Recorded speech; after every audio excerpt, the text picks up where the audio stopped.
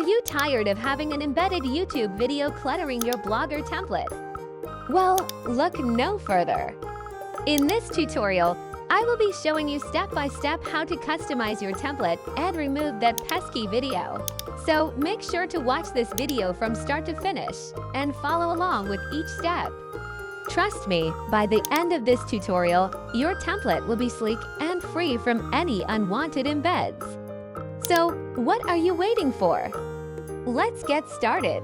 And there you have it. A simple and straightforward tutorial on how to customize your blogger template by removing an embedded YouTube video. Thank you for watching, and I hope this video was able to solve any issues you were facing. If you have any further questions or concerns, feel free to leave a comment below. Don't forget to like and subscribe for more helpful tutorials like this one. Thanks again, and happy blogging!